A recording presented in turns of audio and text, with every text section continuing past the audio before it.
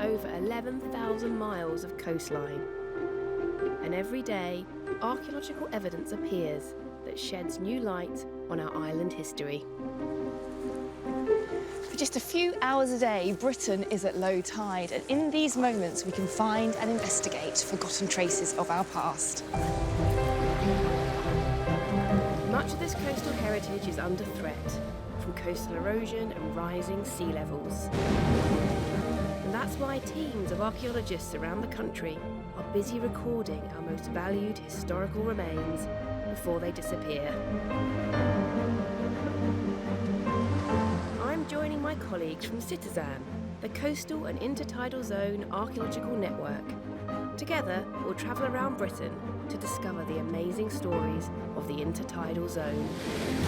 Our investigations will take us from golden sandy beaches to windswept cliffs and ragged rocks, where we'll explore remnants of forgotten forts and ancient caves, abandoned industries and lonely shipwrecks.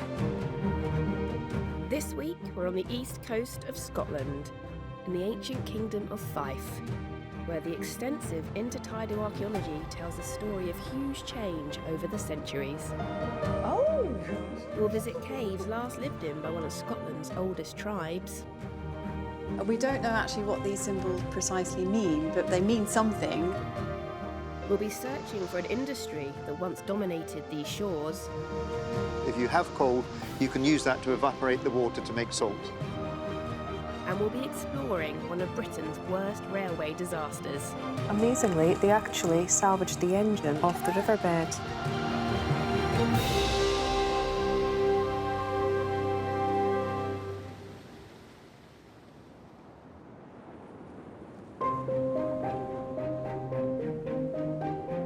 The coast of Fife is defined by two great waterways, the Firth of Tay and the Firth of Forth. Between them, the Fife Coastal Path, internationally famous for its wildlife reserves, stretches out for over 100 miles. The coastline is gentle, with long sandy beaches. But out at sea, it's a different story. These waters are notorious for their savage rocks and their deceptive currents. The people who have lived here learnt, long ago, how to harness the sea and profit from it, and the intertidal archaeology they've left behind demonstrates that. For our visit to Fife, we're joining forces with Tom Dawson and Joanna Hambley, who know the archaeology of coastal Scotland only too well. In fact, CITiZAN is based on Tom's programme of identifying and recording intertidal remains. We've come to a place called West Wemyss, where we're searching for physical evidence of salt works. Salt was Fife's most profitable coastal industry for around 400 years. We know that in 1720, there's this Swedish guy called Kalmita, and he visits the Wemyss family who had the castle up here. And he was an industrial spy, and he was really interested in trying to learn about the salt industry. And we know from him that there were salt pans here in West Wemyss. Right. Joe and I have visited before, and we've seen this basin, which is carved in here. And also... Carved? It appears to be carved. It might be natural, but it may have been enhanced as well. But also, can you see there's a channel Yes. running round here? When you say basin, how does that work? What's the role of a basin within the salt industry?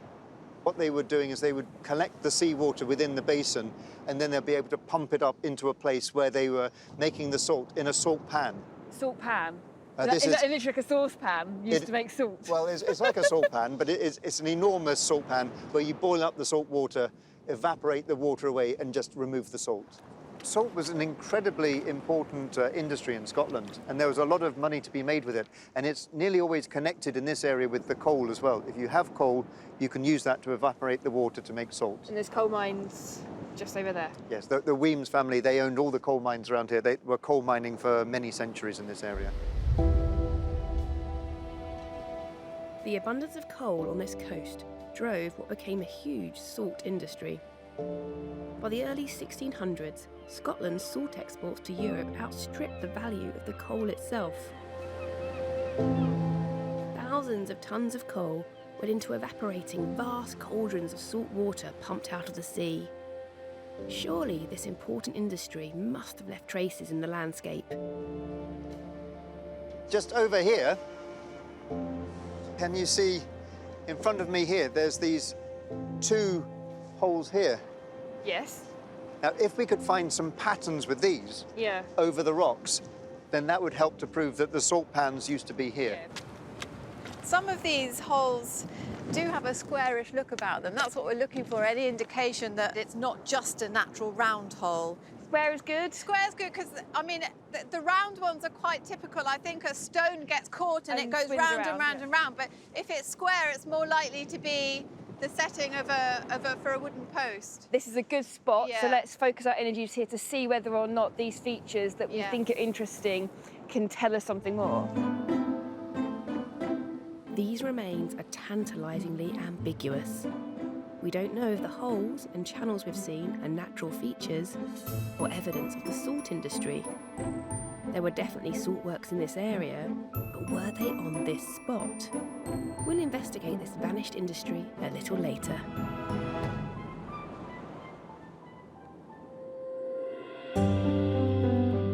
Charlotte has travelled up the coast to the banks of the River Tay. At 120 miles, the Tay is Scotland's longest river, and here at Dundee it's over a mile wide.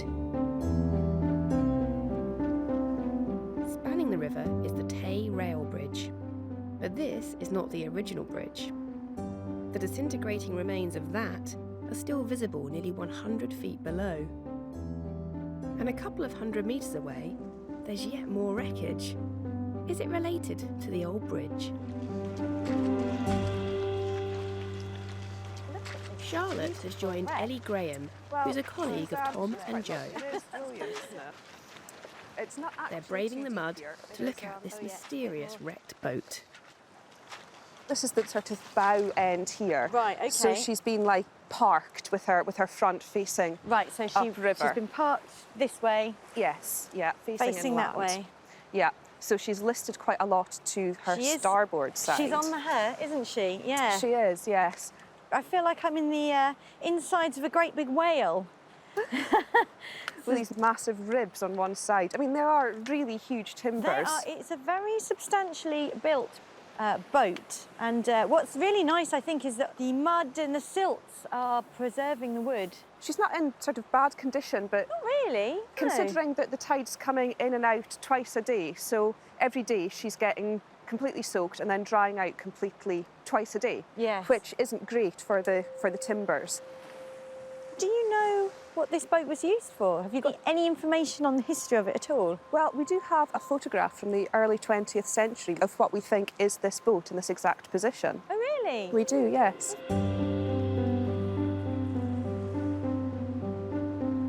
I think that there's a very good chance that this boat here in this photo is what we're looking at there.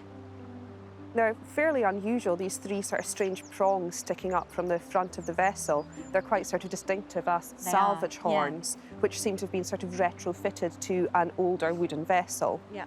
What sort of things would this have been used to salvage? Well, we're standing right next to the Tay Bridge, Yep. but we're actually standing next to 2 Tay Bridges. So the first one was built in 1878, and in a big storm right at the end of 1879, it actually collapsed while a train was crossing it. I think there were over 70 people on board, and they all died. Gosh, it was quite a tragedy. It yeah, was, at the it time. was. We know that immediately after the disaster, because there was such a huge loss of life, there was a Board of Trade inquiry and a massive salvage operation. We think it's possible that this boat here might actually have been involved in that operation. The tragedy of the Tay Bridge remains one of the worst disasters in British railway history. It was big news locally and nationally, and the inquiry that followed went on for weeks. If our wreck was involved in the salvage operation, could it have provided vital clues to what caused the old bridge to fail so spectacularly? Oliver and I are now making our way along the coast to a headland called Fife Ness. It's the most easterly point in Fife.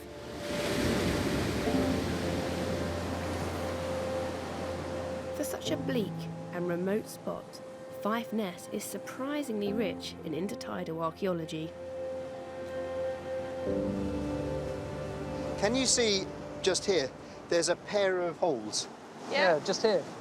And actually inside this one, look, there's a little piece of pottery. There you go. So There seems to be, I mean, there's a little piece of ironwork as well. Oh, yes, just here. yes. That's right. Ironwork. So this is all Oh, I connected. see a bit. I think no, that's me. I don't know. That's no hole. There's holes here. There's two there, so we can Some follow the holes. holes up. There's a pair here, there's two more here, Something there. and we've got another pair here, Yes. Yeah. and another pair. So they're nice and regularly spaced, and you can see them coming It's along. like a little. It's like a Coming- tempting trail leading us somewhere. And what it is, it's leading us to this. Can you see this in front of us here? This Wow. circular thing. What is that? What is that? There's a lot of theories. One of them is that this was a Second World War gun emplacement. Well, you can see that. It's a good spot. You can have your gun whizzing around that groove, out, pointing out to sea, defending the coastline. However, I mean, it could be, but can you see here, there's a curving line coming around there. Yeah. And also, if you look up here, you can see another curving line just hidden by the Yeah. boulders over there. Yeah. So that it's something more than a gun emplacement. What we do know is that in this area, there was a family called the Lighthouse Stevensons. It's a good name. It is. You've heard of Robert Louis Stevenson. Yes, Well, yes. it's his family. He's actually from that. And they built lighthouses all around the coast of Scotland. And we know that in this area, they were building a beacon. And it could be that this is something to do with the building of the beacon. I can see that having a beacon out on the rocks around here would be a very good idea. It looks like a pretty dicey place to bring a boat. But the lighthouse wasn't here. The lighthouse wasn't here, no. The sea just out here is incredibly rough. So they built a beacon in order to warn sailors about some rocks which are just offshore. This site poses a lot of questions. What exactly is this circular feature? And does it have any connection with the beacon that Robert Stevenson built on a rock over a mile out to sea? That's what we're going to investigate.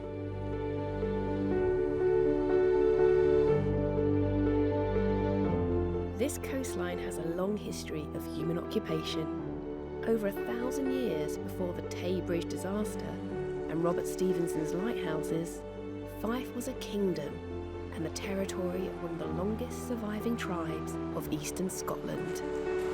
Kingdom of Fife has a lovely romantic sound to it. It does, and this is a kingdom which I'm told goes right back to the Picts, who were here from the Iron Age, maybe earlier, right the way through to the early medieval period.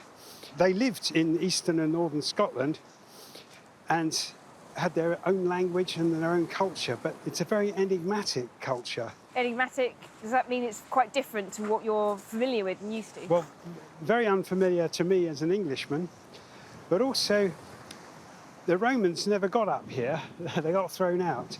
So we don't have the Romanised culture we're so familiar with in southeast England, with roads, towns, currency, common language.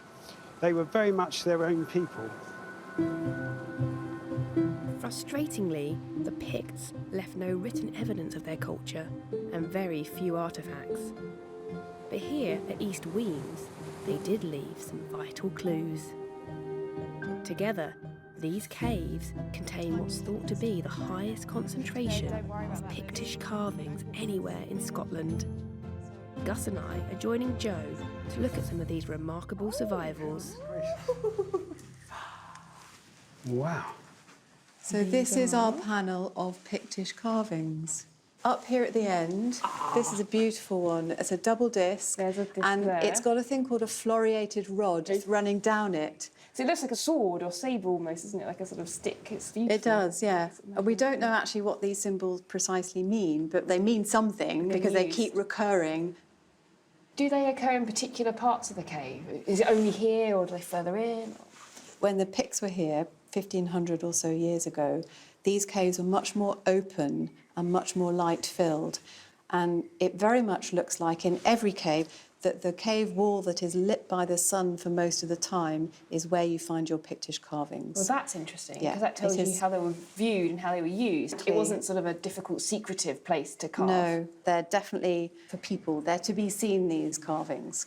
When were these actually recognised and discovered? When did we start recording them, for posterity in the sort of modern era? The first man who's credited with identifying these symbols as Pictish is James Young Simpson. He came on a field trip here in 1865 looking for prehistoric carvings. He'd heard that there were strange carvings in these caves, and he was the first person to identify these symbols as being part of that common Pictish symbolism that we see from here all the way up to Shetland. You find the same symbolism occurring mainly on Pictish symbol stones, which are big standing stones, occasionally on jewellery, and very rarely on a cave or a living rock face.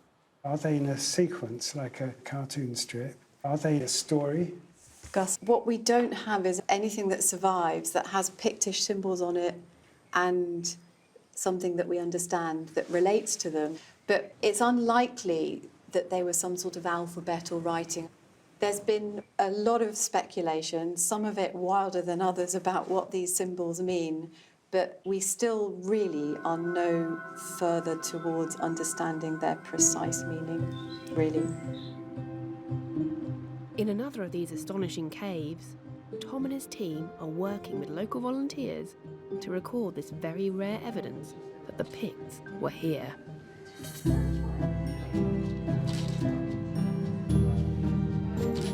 What they're doing here is they're making a 2.5D model of the carving.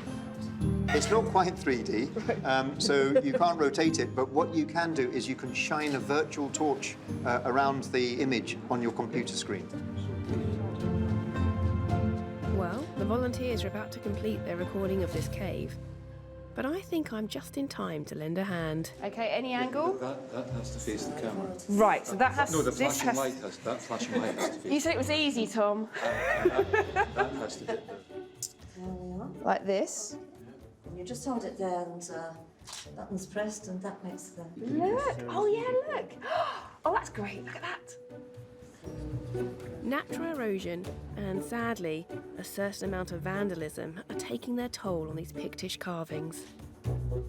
It's therefore vitally important these digital recordings will be available to future generations, so that one day someone may decode the carvings and explain what they mean.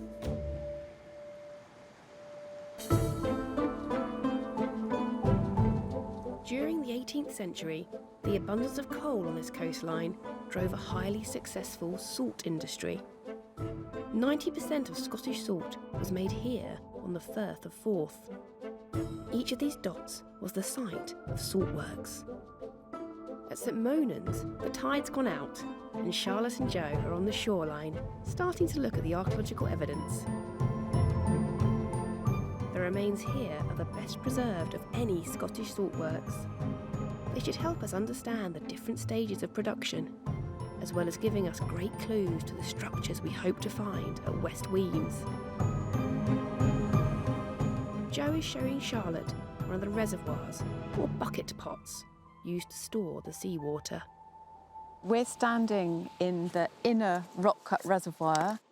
If we were here 200 or 300 years ago, this would be surrounded by a wall as well.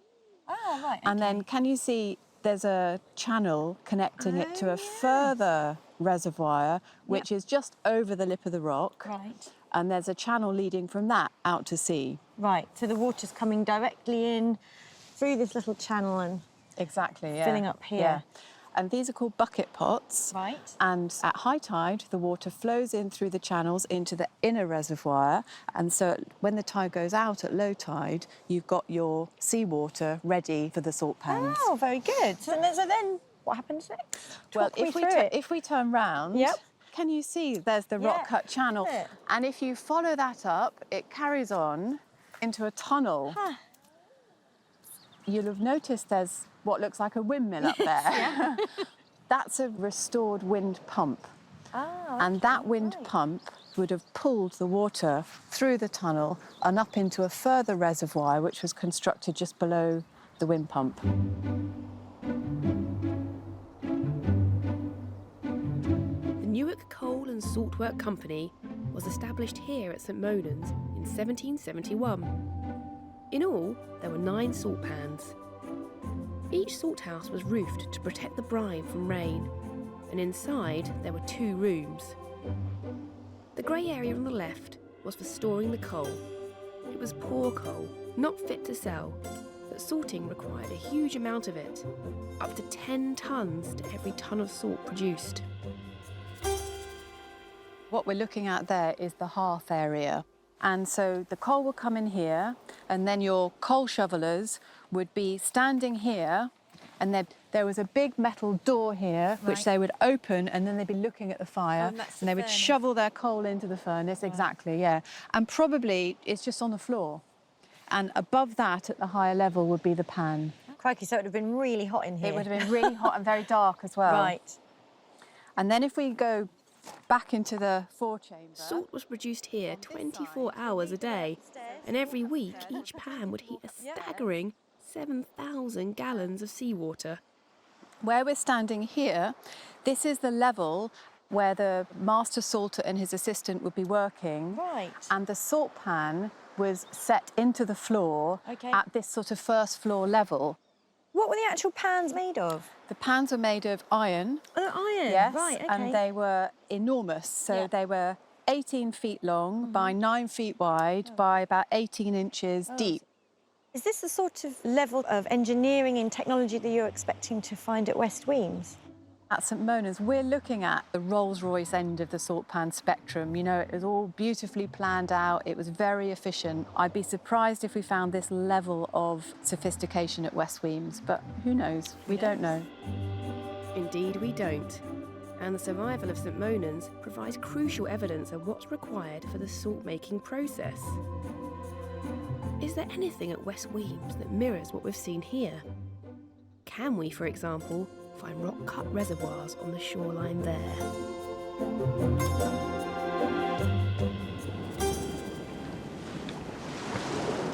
The more I see of this coastline, the more I'm struck by its dangers. It makes you wonder how many consignments of salt were lost.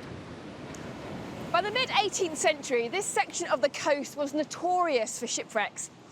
In 1799 alone, 70 vessels were lost in the Firth of Tay. The thing is, for the people of Fife, well, they relied on the sea for their livelihoods, and that meant finding ways to ensure safe passage. Well, that was vital. The lighthouse builder, Robert Stevenson, was determined to do all he could to protect shipping in these waters.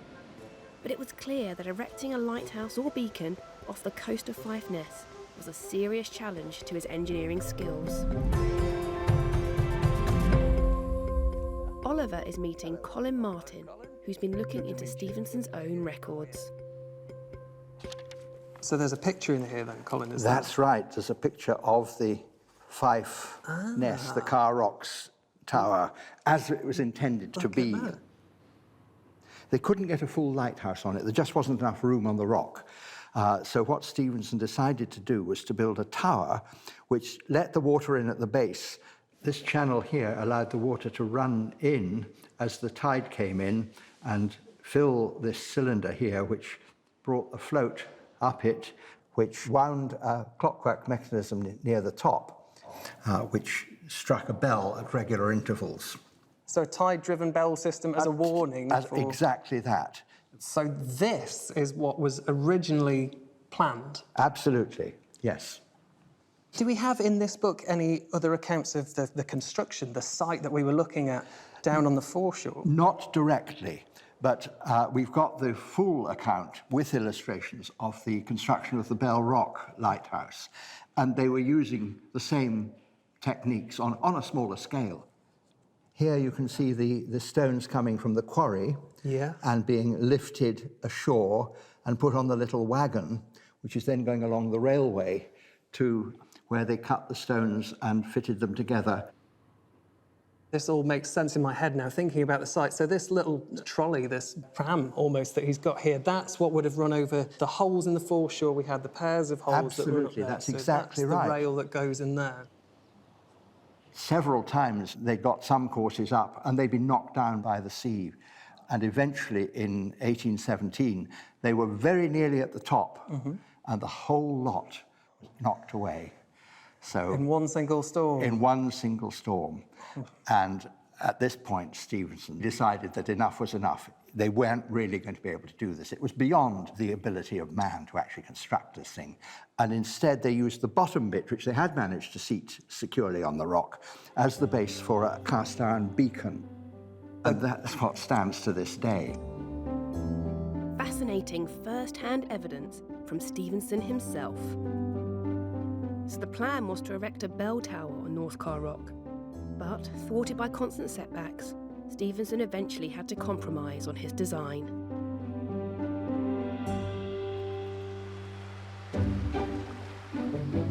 Back at West Weems, we're trying to move on our investigation of the saltworks. So we've asked pilot Archie Liggett from the UK Civil Air Patrol if he'll carry out an aerial survey. Because of the tides and treacherous rocks, it's been difficult for Tom and Joe to examine the West Weems shoreline in its entirety.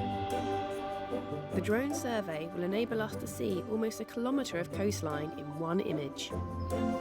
Well, Archie's going to take a number of photographs which we'll stitch together and make a very detailed image of what's happening. And we're going to try to see if we can make any sense of all the little holes and channels. When we're just walking along, we can't see the pattern in the rocks, but from the air, we can look down and we can see if there's a nice array, like an arc of bucket pots on the foreshore, well, then it's probable that that was the site of our salt pans. Could they be naturally eroded holes? Definitely, Gus. The nature of the bedrock here is that it erodes naturally into nice, square, bucket pot-looking like reservoirs.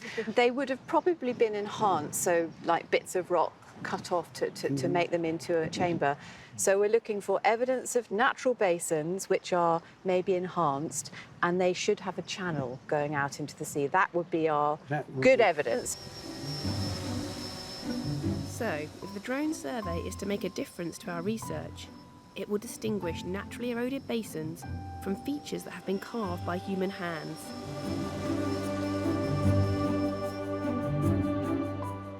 Back on the Firth of Tay, Charlotte and Ellie are visiting Dundee's Central Library. They're looking for connections between the wrecked boat they examined and the Tay Bridge disaster. Was the boat involved in the salvage operation? And if so, what role did it play? Because there was a Board of Trade inquiry into the disaster, everything was very well documented. Here we actually have photographic evidence of the salvage operation. Amazingly, they actually salvaged the engine off the riverbed. Ah, look at that. I mean, it must have been an absolutely massive piece of machinery. Yes. And looking at these photos of the salvage vessel, those chains are fairly flimsy. They don't look like they would be able to lift a locomotive, do they, really?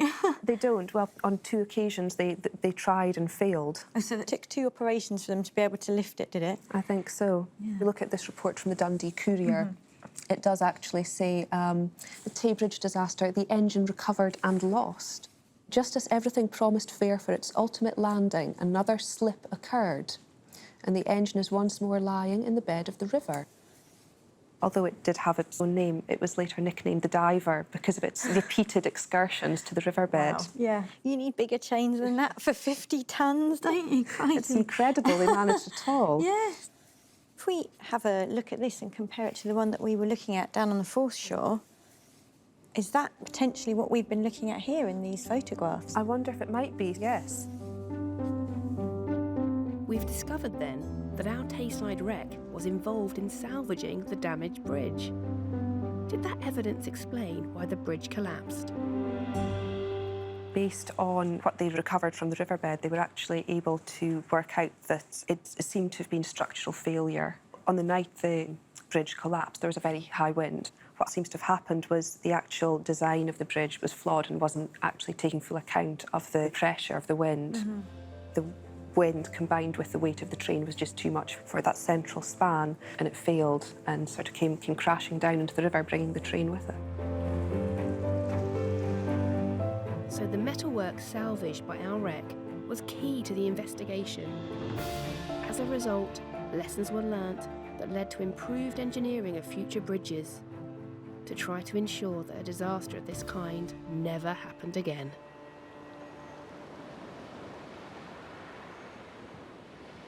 Over at Fife Ness, we're hoping to discover more about Robert Stevenson's plans to avoid disasters at sea.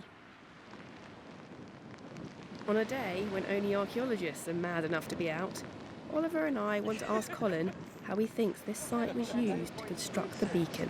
2.20. 2.20. Do the measurements that Stevenson gives in his book actually match what's on the ground?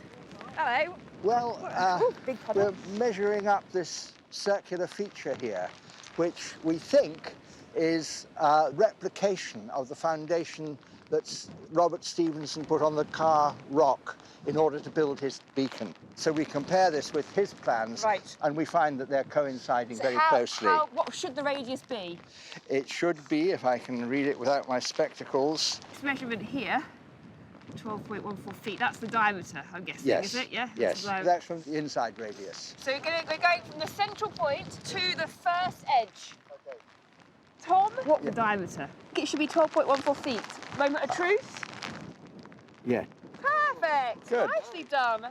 What's the benefit of actually having carved it so deeply and thoroughly into the rock here? Couldn't they just have marked it out with some chalk? Well, I suppose they could, but they were using a special type of crane because out on the rock, they couldn't support the crane with guy ropes or struts because it's so small. So they had to have a crane that didn't have to be supported on the sides. And that was a very special kind of crane fitted right in the middle of the circle. It had a pole that went up and then 2 beams so that they could slide a weight on one beam to balance the weight of the stone. Like a set of weighing scales? Absolutely. And that meant that they could put the stones exactly where they wanted them without having to support the crane in any other way. That's so clever. Now I get it. The balance crane would have stood on the platform in the middle, and the circular tower of the beacon was built, course upon course, in the outer ring. Did they actually build the beacon here in its entirety? Because you've got the base, which is the foundation is set there. Yes. How can you pre-fashion the upper courses if you haven't laid them on top of the lower ones? They could have built the whole thing here, yes, and then taken it all apart, all marked up to the rock. Well, the blocks themselves, do they link together like a jigsaw? They do. So, I mean, so that you could literally stop them and then de-stop them and take them elsewhere? They're dovetailed, so they fit together, and there are little pegs go through to join the courses together. It's very clever, enormously time-consuming. These highly skilled masons were taking up to 100 hours to cut one stone to shape. Wow. You can imagine the pressure of carrying your beautiful 100-hour stone. You're still going to get it safe and sound from here to the quay, to the rock. What if it went wrong? What if somebody made a mistake? What if they made a mistake? It'd be a very sad mason, I think. Well, we've pieced together the fascinating story of this site. Stevenson first assembled the beacon here, stone by numbered stone, then took it down again and shipped it all out to North Carr Rock. How on earth did he hope to meet the challenge of reassembling it on a small rock in a wild sea? Perhaps a boat trip would be in order. Peel back the centuries to the 1600s, and a familiar sight on this shoreline would have been Saltworks. At that time, the coastal land here belonged to the Earls of Weems. Joe is hoping that the family archive will contain crucial clues to what the saltworks at West Weems were like. They have a painting which shows the salt pans, and I've only heard about this painting, I've never seen it. So I'm desperate to see it because I think it's going to be very exciting. Joe and I are here to meet Charles Weems, who's been cataloguing his family archive. We know that not all the saltworks in Fife had the same equipment. West Weems started in the 1500s, so it may have been more primitive than the operation at St Monans. Wow. What do you think, Joe? Look at that. It's incredible. So Charles, what's going on here? What the third Earl of Weems was trying to do in this picture was to have a portrait painted of his great estate. What you see are really his achievements, his castle at the centre, And then his other great achievement, his industrial centre with the salt pans. This is amazing because it's a contemporary picture. It's almost like a photograph of what the salt pans would have looked like. Here are the pan houses are sort of in the gloom in the background here, so they might have been up above the high water mark on the beach. And then in front of each salt pan, we have the reservoirs. These are modified basins in the rock platform, which is our bucket pot. And then this is what I have never seen before, is these raised wooden platforms on stilts. So these platforms are connected to the pan houses behind by like a wooden chute. That's the conduit for the salt water directly into the pan. Can this help you in your quest to identify features on the shore? Yes, definitely, because each of these platforms has got 4 posts, and then presumably the posts are also supporting these wooden channels going into the salt pan. So we're looking for post holes, you know, probably not more than that to support. It's quite a light structure, isn't it? The painting confirms that there were 10 salt pans, fed by wooden conduits supported on posts, and each having its own seawater reservoir. Did they leave any traces? Can we find evidence of post holes and reservoirs amongst the rocks at West Weems?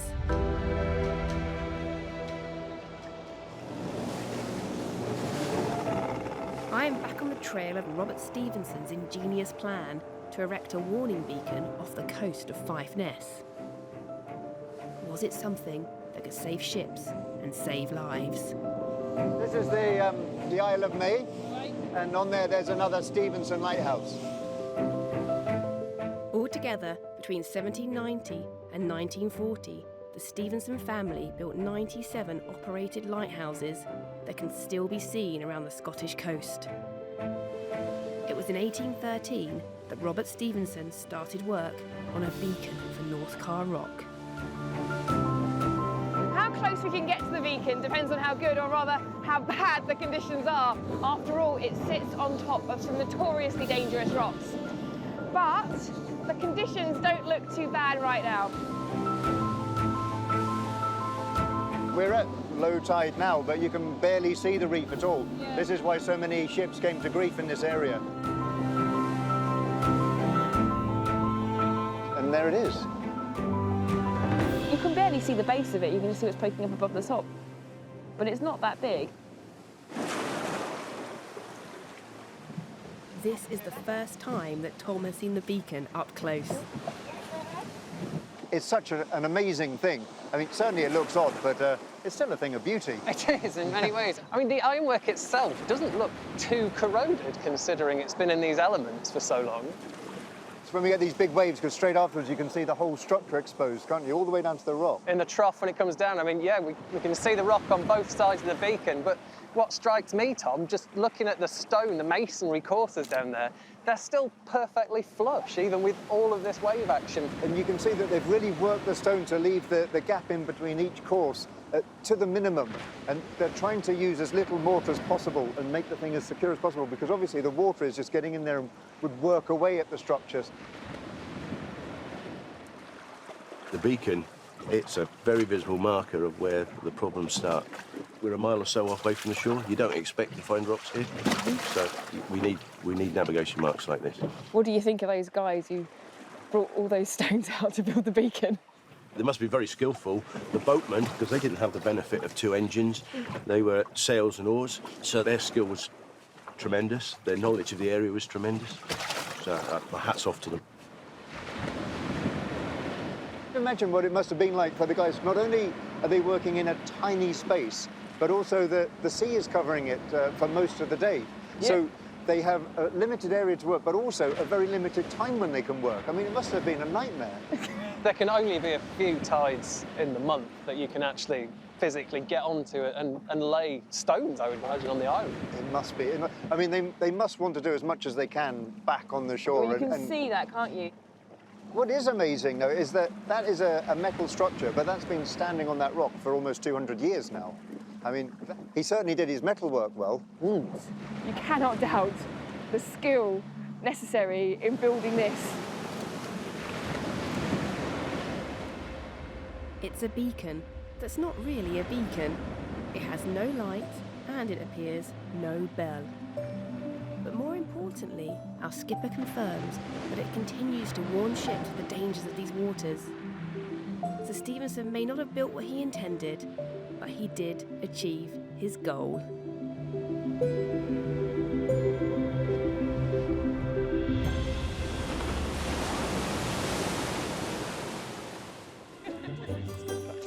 And now I've just got one final bit of research to do.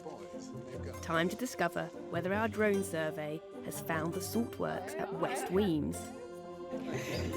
In amongst the natural rock, has the survey identified seawater reservoirs and post holes? Well, this is looking pretty exciting. What have you found? The feature that we were looking at is just there. Can you see it? Oh, yes, I can see it. Yep, So yep. this is the little reservoir, Yeah. and this is the channel. I mean, if that is right in the right place, and it looks sort of straight-sided, are we looking at something that was definitely to do with the salt pans? I mean, have you found a bucket pot? It looks very convincing on the ground and on this image as well. I personally think that this is a natural feature because the channel is it's very small and narrow, and elsewhere on this sandstone rock platform we saw other examples of natural channels cut by the sea. Well, that's not very promising. I'd hoped the survey would confirm that what we saw right at the start of this investigation was evidence of the salt works. But what about the post holes we were hoping to find? While we were down at the coast edge, we were looking at these round features. Do you remember that? And normally, as an archaeologist, I'd like to have 3 of something in a line or a square of 4 to make a structure. And we haven't quite got that, but you'd see that we've got 1, 2, 3 little holes there. We've got these 2 large holes and a third one in here. But then, more intriguingly, is this rock. And can you see here, we have 1, 2, 3, and possibly a 4th one in there. So there are a number of these circular holes on the rocks all over the place. Now, they're not making the shape that we want, but we also know that the rock here is peeling off, that there is a lot of erosion, and it may be that not all of the holes were drilled to the same depth. It might be that we can't be absolutely certain that this hole is actually a post hole, but I think the balance of probability is that many of the holes we're looking at and the basins we're looking at in the rock platform are the last remnants of these salt pans. The drone has captured images over nearly a kilometre of coastline, including some rocky outcrops Tom and Joe have been unable to visit. Oh, look at that! There we go, this one here. That looks far more convincing. That's much more convincing. Because that also has the... it's got a channel running out of it. It does. It must have been cut by hand. It's so square. It's absolutely at the epicentre. I was concerned about the earlier one being too small. Yes. That's quite it. Yeah. Significantly bigger. Yeah. Oh, that's very exciting.